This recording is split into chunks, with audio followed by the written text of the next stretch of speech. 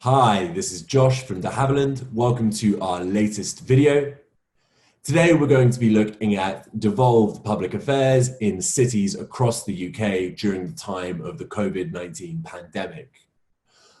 We have two guests with us today, Fenella Nance, Public Affairs Manager at the London Assembly, and Will Mapplebeck, Strategic Communications Manager for Core Cities UK, which is an advocacy group for large regional cities throughout the UK. The main obstacle we've had to deal with, I guess, is, as I just touched upon, the fact that the Assembly elections were postponed. Obviously, as I'm sure you can imagine, a lot of work goes into planning for Assembly elections, what that's going to look like after the new members are elected, our new programme of work, the issues that they will want to focus on. We take a lot of time to sort of hash those areas out. That's all on the back burner for now. We have our Assembly members for another year, which is great. It's not a problem. It's just more about thinking how we can adapt the strategies that we had put in place for the new Assembly, for Assembly members who have been around for a lot longer. For example, you could imagine that from a public affairs perspective, once you elected the new Assembly members, we might want to do a kind of meet and greet with those new Assembly members with certain politicians. We don't need to do that type of thing anymore because we haven't got the new Assembly. So we've had to take a step back and recalibrate and think quite quickly, but also longer term, about what we want to get out of this year. We've got some really experienced Assembly members who are highly attuned to London politics. They're involved in their councils, in their local areas. They're involved throughout all parts of the GLA. And we want to make the most of that, particularly at the moment when COVID is having such a huge impact on London and Londoners' lives. We want to be able to work with local councils, with the mayor, with charities, voluntary organisations, business groups.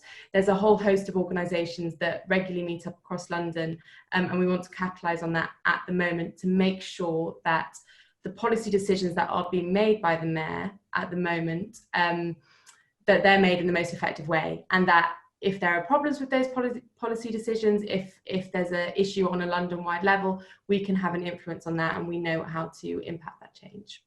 I think the mechanics have more or less stayed the same, but I think that the subject areas have been completely subsumed by COVID-19, particularly during the first phase, when the city leaders and mayors I work with found themselves battling crisis after crisis, whether that be free school meal deliveries, whether it be a sudden shortage in adult social care workers that were suddenly needed. So it was very much a case of heads down, and I suspect a lot of normal policy and a lot of normal interaction with government went completely out the window, and I suspect that was the same with government as well.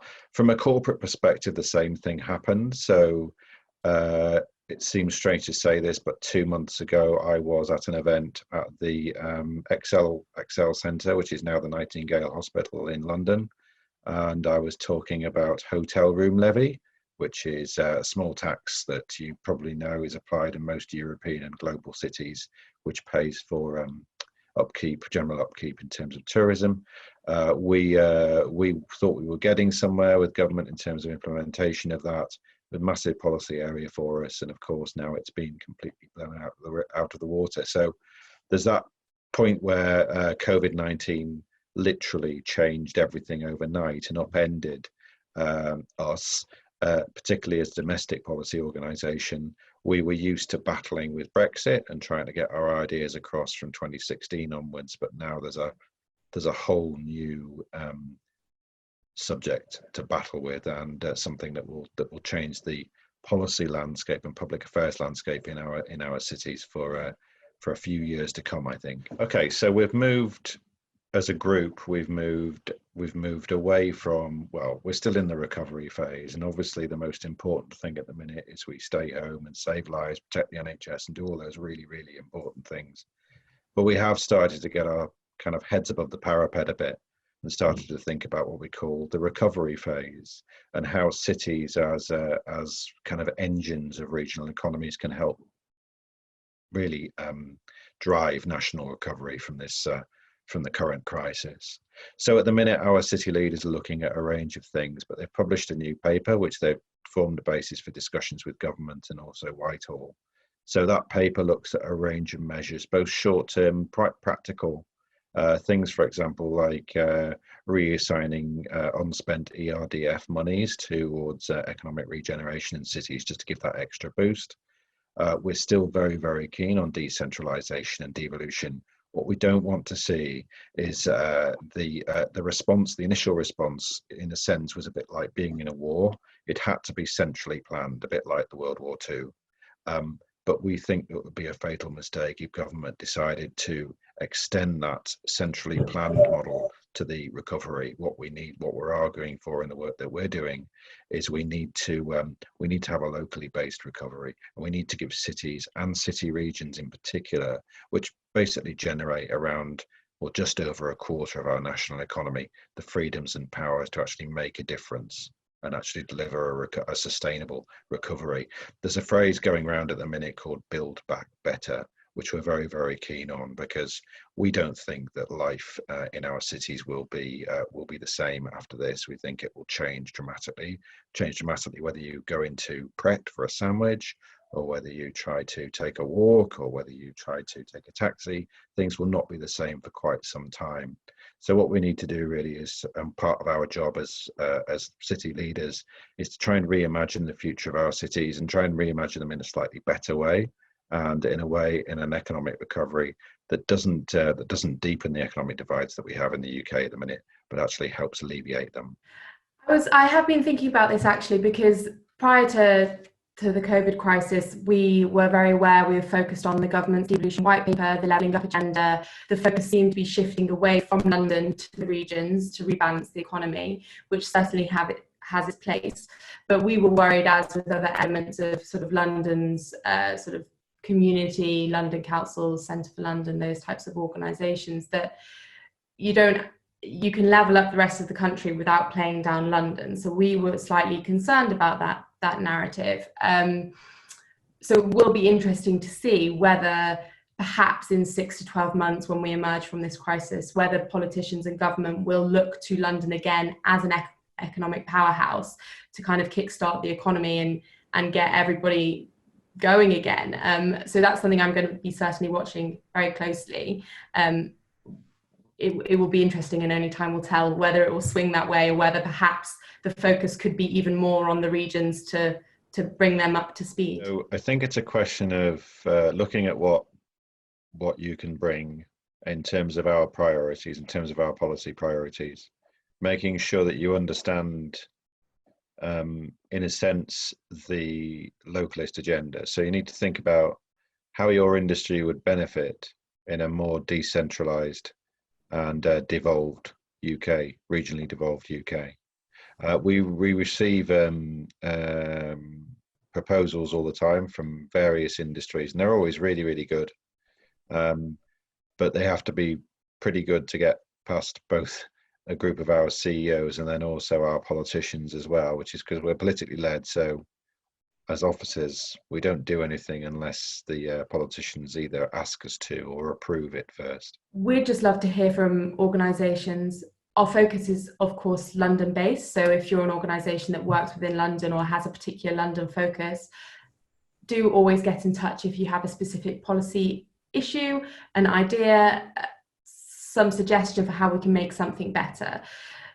The Assembly organises most of its work, a lot of its work, through a kind of committee function. So we have scrutiny committees, the Police and Crime Committee, the Transport Committee, the Environment Committee. I could go on, but I won't. That scrutinise certain elements of the Mayor's work. If, for example, you are a transport company operating within London and you have an idea about some transport related issue, you could, for example, get in touch with the Transport Committee. That might be on an ad hoc basis, or it might be as part of an inquiry that we will begin to run after the May AGM. More broadly, Assembly members are there to listen to Londoners and London organisations, and quite often they will take an issue on board and really run with it. They can launch a campaign, they can press that issue with the Mayor. So if your issue is specifically London focused, please just get in touch. we're always happy to have that open dialogue. I would suggest email at the moment is probably preferable to phone, as a lot of other people are saying, but I know that Assembly members would be happy to arrange meetings via Zoom and things like that.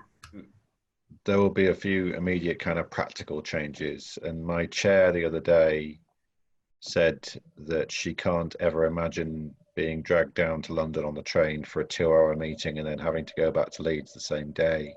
I think those days are behind us. I think there'll be a lot of, for groups like us that do a lot of Whitehall and Westminster engagement, I think a lot of it will take place virtually, and I think there's a possibility that will change the game a bit, to be honest with you, because I think when you meet in a neutral space, it's slightly different. So yeah, that's quite interesting. And I think, I mean, it's difficult to think of a policy area that COVID-19 won't change. We're all about our citizens. We've got 20 million citizens across our core city regions, and many of them commute into cities. So many of them use public transport networks, for example. Transport's a huge area for our city leaders, huge policy area. But how do networks like Metrolink in Manchester or Tyne and Wear Metro up in Newcastle, how do they survive in an era when people may be more reluctant to travel? There won't be the same ticket income there, particularly in the short term. But those transport networks are absolutely vital in terms of economic and regional growth. But if more people are working from home and people are a little bit more nervous about commuting in every day and they don't want to get on crowded trains, so maybe getting on crowded trains becomes a social no-no in a way that smoking on a crowded train would be a social no-no today. How does that play out? So that's just an example of where life in terms of cities and city regions is going to be very, very different. And that poses all sorts of questions for public affairs professionals, because we'll all be working in a very, very different policy environment. I think there will be some simple changes, things like perhaps it might be more normal to arrange to have a meeting with an MP via Zoom, because recognizing that that's easier for calendars and diaries and things like that. There might be a continuation of the type of online seminars and events that we're seeing. I don't think they're going to play a role in completely eliminating normal events, but both can work alongside each other. So it'll be interesting to see whether that takes off a little bit more. From our perspective, there'll be certain things that we're looking to see whether they come back up the political agenda after being pushed down, rightly so, by COVID. So things like the devolution white paper, things like the levelling up agenda, more broadly changes to London government and broader political issues that we're involved in. It will be interesting for us to see whether they do raise their head again and in what form. We'll obviously be monitoring that closely, and we'll just be seeking to get involved and speak for Londoners and hold the mayor to account wherever we can.